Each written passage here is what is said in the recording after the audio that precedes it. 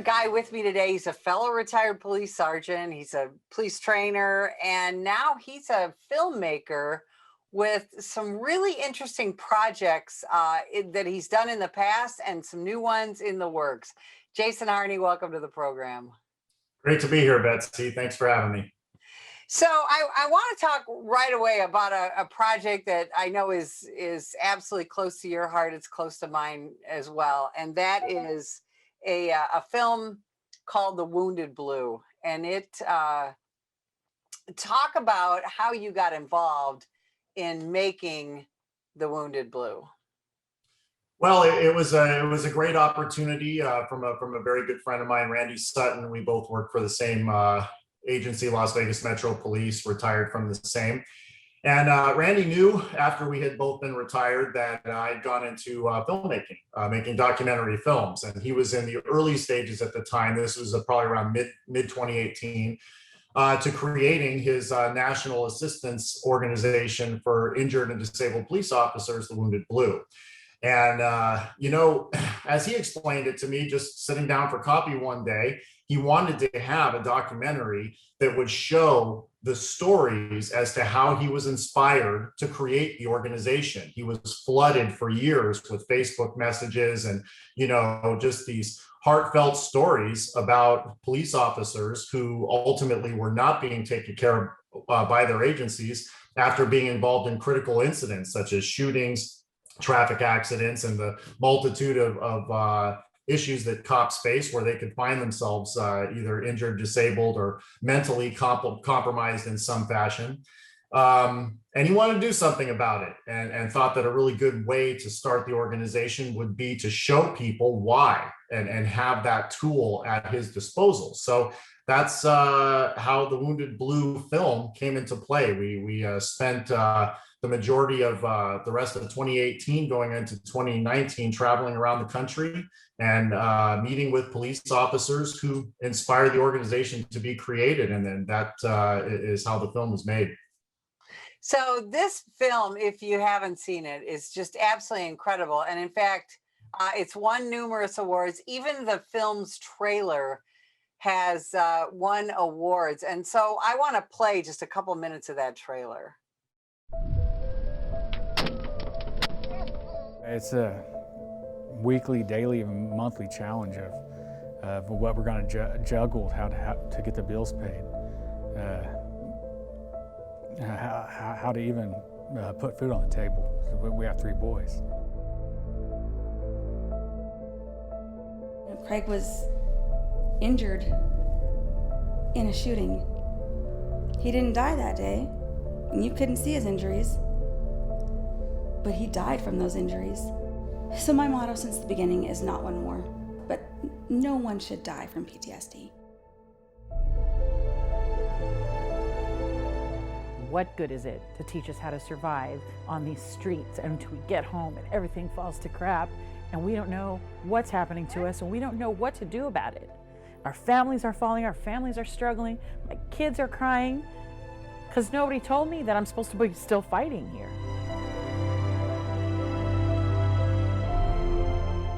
There are times when, for no reason, I'll just start crying. Or I'll get into a rage. For no reason. There are times when I wake up at night screaming, and I can smell gunpowder, I can smell blood. I felt like as long as I could come back to work, I was useful to the department. They could use me. The minute I couldn't, even though it was work-related, throw them away. They've given everything they can up to the edge of their life. And what they do have left of a life is compromised because of what they've given. This is taking place all over America. This is a national tragedy. This is something that is not known within the American public. It is not even known oftentimes within law enforcement circles itself. Well, guess what? I am you. And I have post-traumatic stress disorder.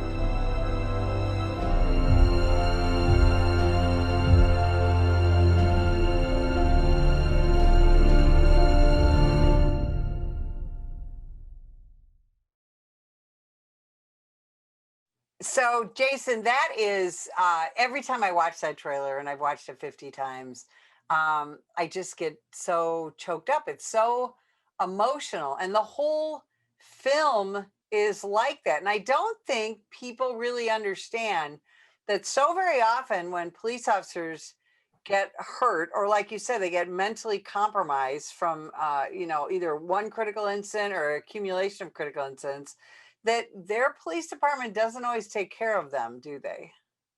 They don't, I fall into that same category.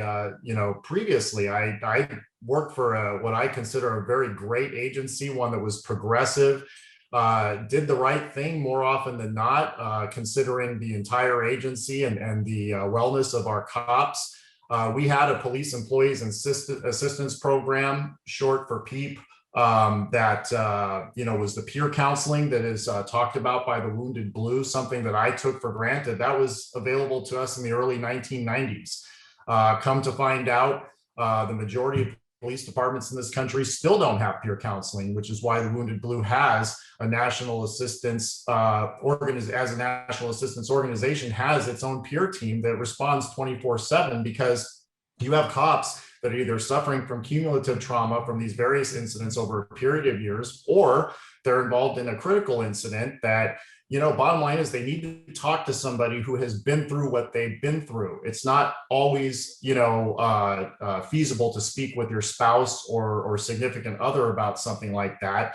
You need to talk to somebody who has been there, who can calm you and make sure above and beyond that you are not alone. And, that's really the thing that the film really hammers home, is that these cops, I mean, they were in horrible situations, to where one Anne-Marie Carrizales is involved in a shooting one day. The next payday, she doesn't get paid because she's sent into this broken workers' comp system. Or you have another officer, Charles Neal, who's involved in a terrible crash when a group of cartel assassins were on the way to Kansas City to assassinate a judge. And he happened to stop them in a traffic stop in Oklahoma. And when they fled and he chased them, he was taking automatic rifle fire, and ultimately was shot in the head, got in a terrible crash. Well, guess what his agency did? Not only did he lose his entire paycheck, but he now had to sell his house, his cars, and couldn't put food on the table for his family. And he has 3 boys. So, terrible circumstances for these cops, these heroes, and these heroic actions involved in, and yet their agencies were not taking care of them. Now, granted, the vast majority of agencies are 50 officers or smaller. I believe it's about 80% of all the agencies in this, about 18,000 plus in this country. Yes. They just don't have the budgets, the wherewithal, the infrastructure, whatever you want to call it, to be able to take care of these cops when they inevitably are involved in these incidents. And it's very sad to see. Now, Jason, you're not just a guy who makes films and you happened upon this. You're a veteran, and you're also a retired police sergeant. Talk for a minute about your police career, because you did a lot of different things during your law enforcement career. Well, certainly no different than anybody else. All of our brothers and sisters, who have had that opportunity to serve their communities as a member of a police agency. You end up doing a lot of different things. And I was blessed to have worked for a large agency, which meant you had the ability to move around if you wanted to every couple years. So yeah, I worked in, patrol, did field training, and worked bike patrol on the Strip in downtown.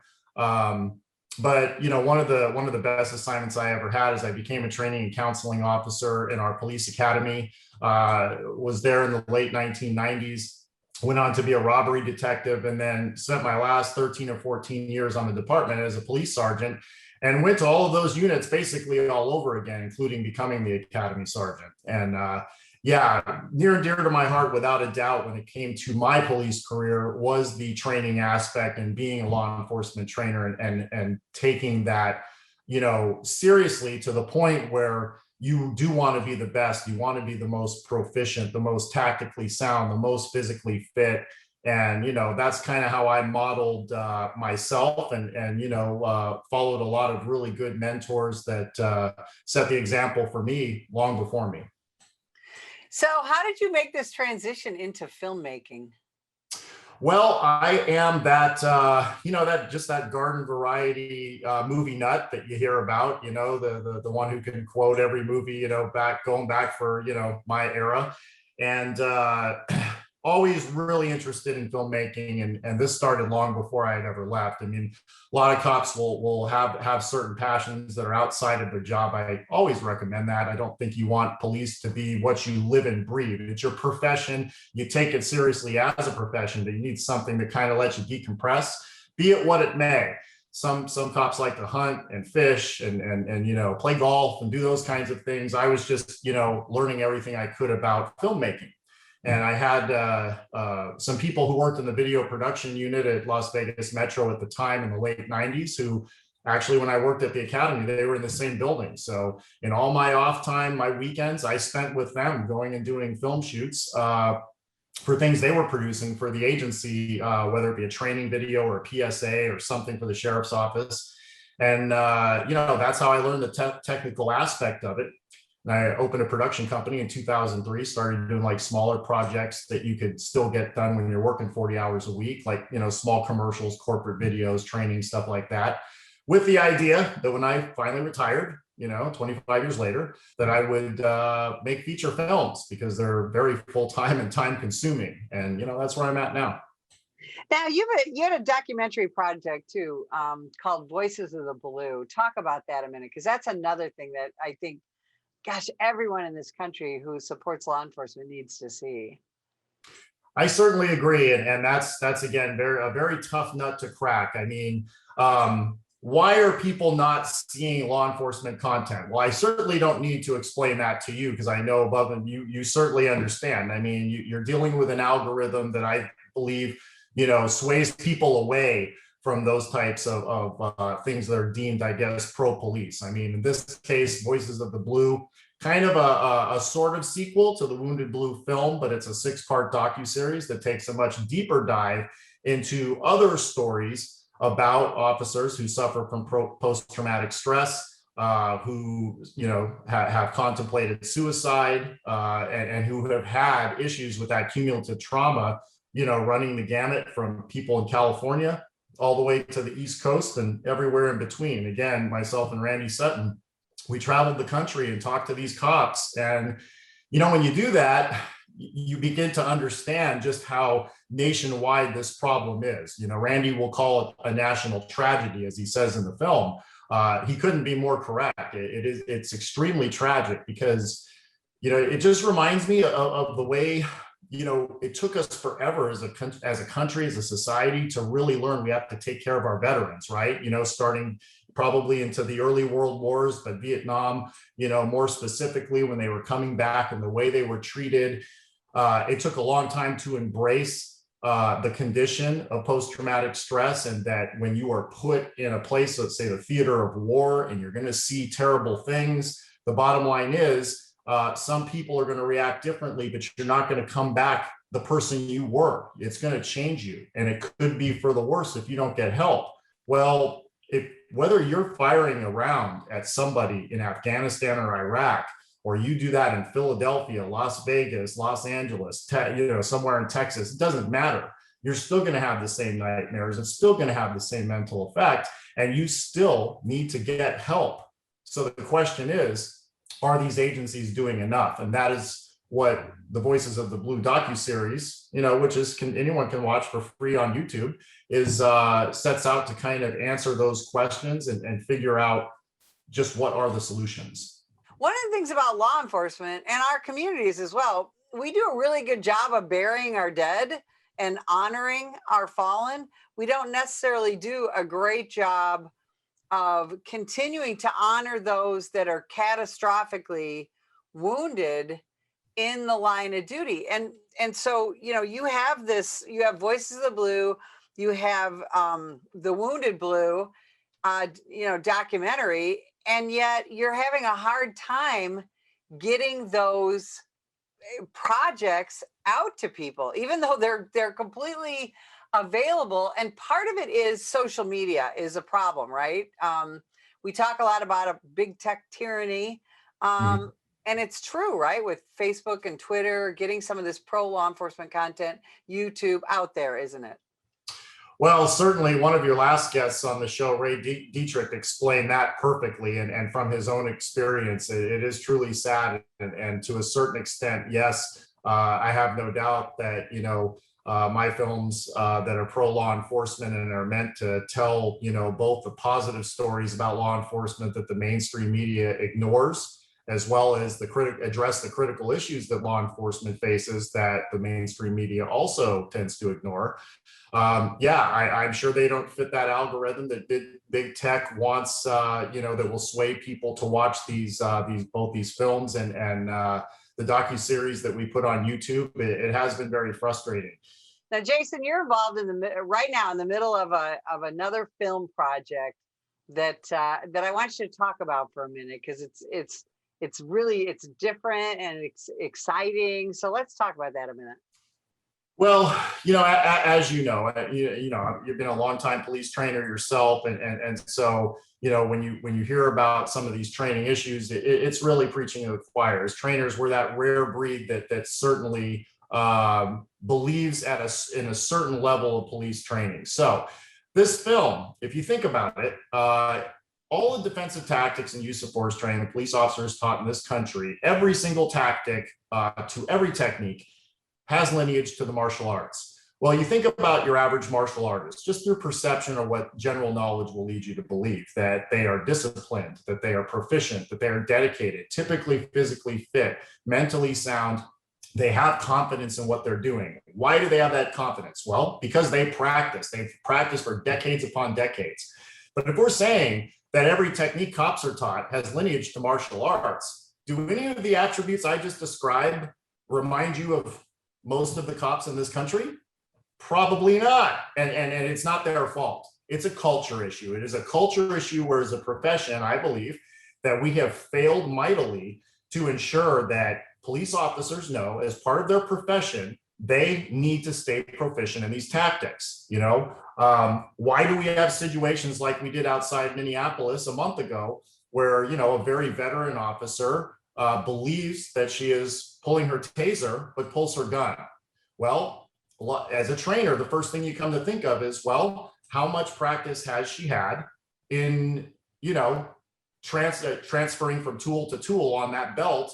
How often have you done that in a training environment? How much stress and realism has been put into that training environment? It's a national problem. So this film is going to talk to people who are both high-level martial artists, but also retired police officers and police trainers who can weigh in on those issues. Do we need national defensive tactics standards instead of 18,000 different ones? How do we get police officers or police agencies to create a culture that ultimately says, hey, from this point on, you need to know that your training is number one. We work 10-hour shifts on my agency. I would even go as far as to say that 1 10-hour day per week should be dedicated to training, period. But when we talk about defunding the police, we know, this was just mentioned on your last program as well, that the first place they cut is training. Well, is it any surprise as to why we have a lot of cops that are out of practice, grossly out of shape? I'm sure you're aware that, unfortunately, we have the dubious distinction as a profession of being the most obese workforce in the entire country at about 41%, which is far and away the worst of any workforce. It's just, we want to talk about those issues and bring them to the forefront and really hopefully get not the police side, but the mainstream side to understand, even the people we deem on the left or the right, to get the idea that you need to invest capital into these police departments and get them to be better trained. That's what this film will be about. I am so excited about this film. I can't wait till it comes out. Where can people find you on social media? Where can they find your films, Jason? Well, my website, lightningdigitalentertainment.com, certainly has official site pages for all of my films with trailers and information on where you can either rent or purchase, and in some cases, watch them for free. On social media, not the biggest fan of social media, but I do have a Twitter account. It's at Jason Harney 72.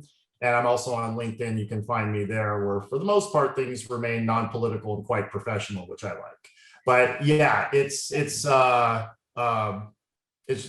one of those things where you just got to kind of try to put that information out there and hope that the right people see it and follow that cause. And when it comes to pro-police content, I have to tell you, Betsy, it's an uphill climb. I know you know that. It's very difficult.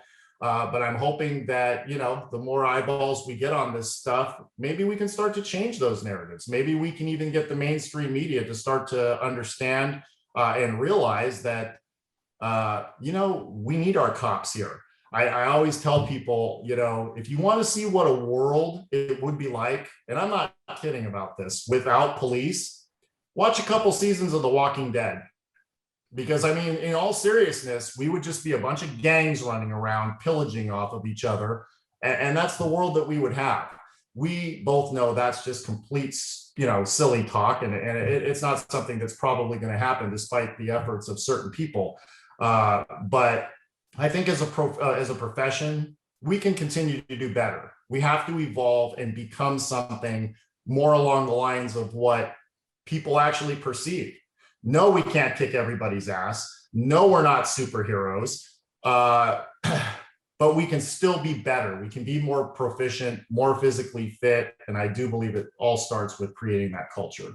Jason Harney, we really appreciate you spending time with us today. And if you would like more information about the National Police Association, visit us at nationalpolice.org.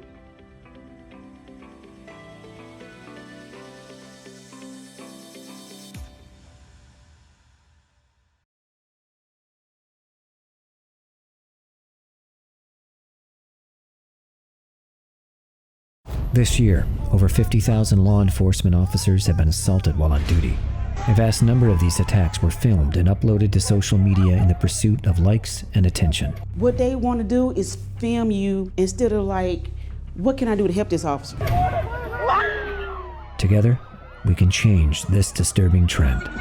If that individual would have hit the right spot, it could have been it for me. Last time I would have saw my wife, my kids. I'm Mike Solon. Law enforcement officers need your support. If you see an officer under attack, then follow these simple steps in order to help. 1. Call 911 and give the officer's exact location. 2. Ask the officer if you can assist. If the officer accepts, then do whatever you can do to safely help. 3. If the officer declines, then start filming and be a good witness. It's time to stop filming and start helping.